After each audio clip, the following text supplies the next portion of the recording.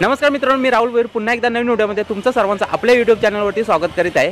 ते पण भर दुपारी। आत्ता वाजले दुपारचे 12 आणि आज आलो होतो उलव्या येथे थोडंसं काम होतं, तर तिथून काम उरकून आता आलो आहे आपण हनुमान मंदिरात। हनुमान मंदिर उलवानोड येथे नवीन झालेलं आहे, कालच त्याचं प्राणप्रतिष्ठान दिन झालं, तर काल यायला नाही भेटलं आपल्याला, काही कारण असतं, तर आज आलो होतो इकडे कामानिमित्त, तर भेटलं मंदिराला भेट देऊ आणि मंदिराचा परिसर आणि मंदिर पाहू कोणत्या प्रकारे बांधण्यात आलेले आहे। नवीन मंदिर बांधलेलं आहे ते, हे पूर्वी मंदिर उलवा या गावात होतं, आता मंदिर इकडे उलवा नोडमध्ये बांधले गेलं आहे, तर बघू आपण मंदिराचा परिसर काय। तर मग चला आता दर्शन घेऊ आपण आतमध्ये जाऊन, आणि कोणतरी असतील तर त्यांच्याकडून पण माहिती घेऊ आपण का मंदिर कशा प्रकारे बांधण्यात आलं आणि कोणता म्हणजे मंदिराचा काय महिमा आहे वगैरे ती माहिती घेऊ आणि बघू बाकीचं कसं काय ते पुढे जाऊन। तर भेटूया आता मंदिरात आपण, चला दर्शन घ्या तुम्ही पण माझ्यासोबत।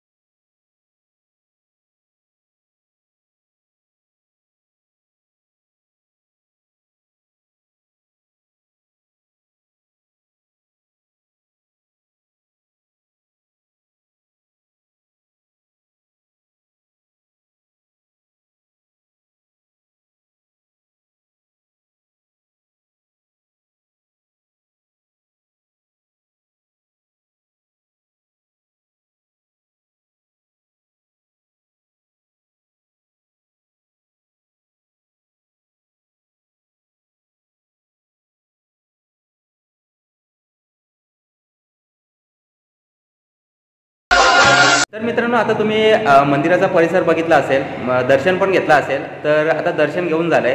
तर आता इथे काका आहेत, त्या काकांना आपण विचारू या मंदिराचं म्हणजे इकडे कसं बांधण्यात आलं आणि हे अगोदर मंदिर कुठे होतं आणि थोडीशी माहिती घेऊ मंदिराबद्दल. बघू ते काय बोलतात या मंदिराबद्दल. तर घेऊ आता त्यांच्याकडून माहिती. आता आपल्या समोर असतील ते काका.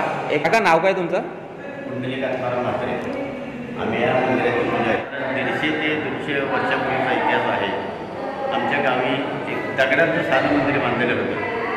त्याच्यानंतर मग आमच्या काही वयस्कर मंडळींना समजलं. त्याच्यानंतर त्याने मग कौलारू आणि भिंतींचं मंदिर बनवलं. त्याच्यानंतर मग साडेबाराचे पैसे आले. लोकांनी मग विचारणा केली की आपण मंदिर जुनं झालं आपलं फार, तर आपण नवीन बनवूया. त्याच्यामुळं मग नंतर 2007-08च्या दरम्यान आम्ही ते नवीन मंदिर बांधलं गावात. ते चांगल्या प्रतीचं होतं. पण आता काय झालं, पुनर्वसनामध्ये आमच्या विमानतळासाठी जमिनी गेल्या आणि शिडकोमुळं आम्हाला विस्थापित व्हावं लागलं. आणि शिडकोनं ह्या मंदिरासाठी आम्हाला 10 गुंठे जागा आणि 1 कोटीचा निधी दिला. आमच्या ग्रामस्थांकडून आम्ही 1.5 ते 2 कोटी जमा केले.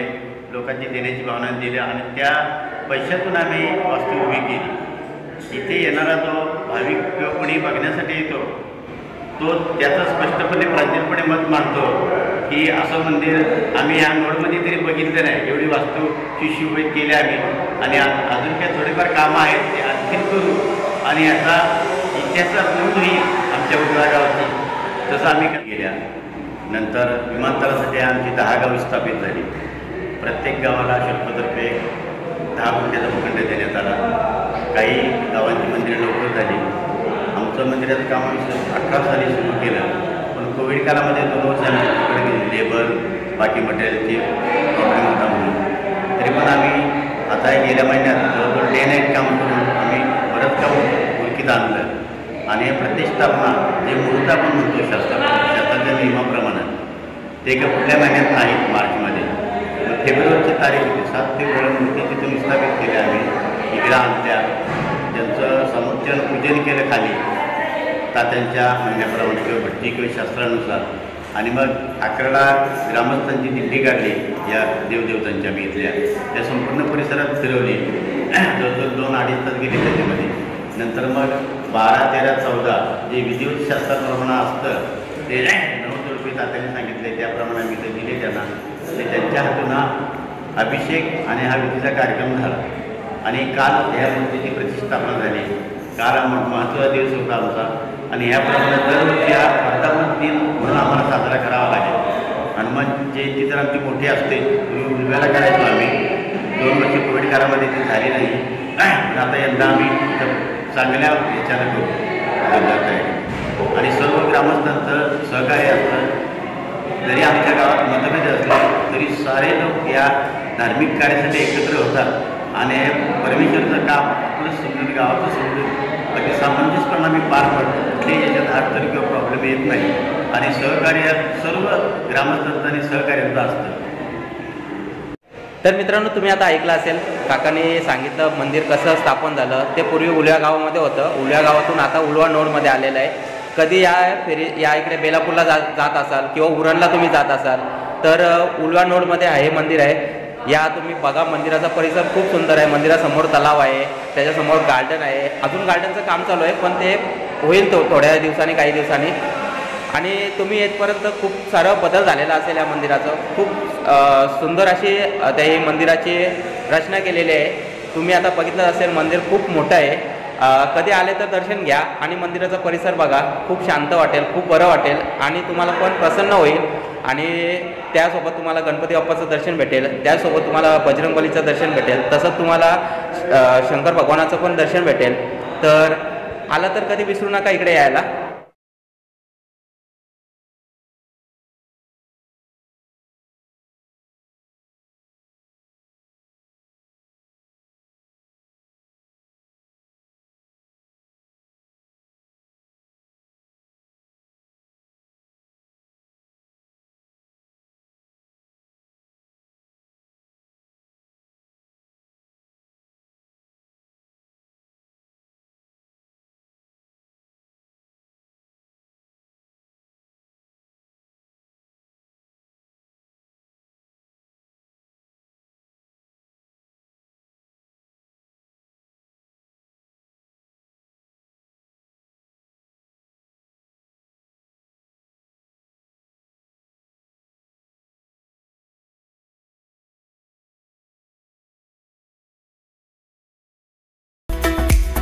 तर मित्रांनो तुम्ही बघितलं असेल असा प्रकारे होता हा उलवानोडचा हनुमंताचं मंदिर. त्याच्यामध्ये तुम्ही दर्शन केलं हनुमंताचं, गणपती बाप्पाचं आणि भोलेनाथांच्या पिंडीचा.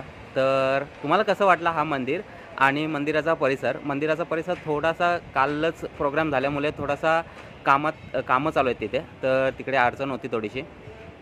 पण त्याच्या व्यतिरिक्त बाकीचा परिसर तुम्हाला कसा वाटला, मंदिर आतून बाहेरून कसं वाटलं आणि ही व्हिडिओ तुम्हाला कशी वाटली, ही व्हिडिओ तुम्हाला आवडली असेल तर नक्की लाईक करा, शेअर करा आणि चॅनलला सबस्क्राईब नसेल केलं तर भेटू अशाच नवीन व्हिडिओमध्ये काहीतरी नवीन घेऊ. तोपर्यंत take care, bye bye, see you.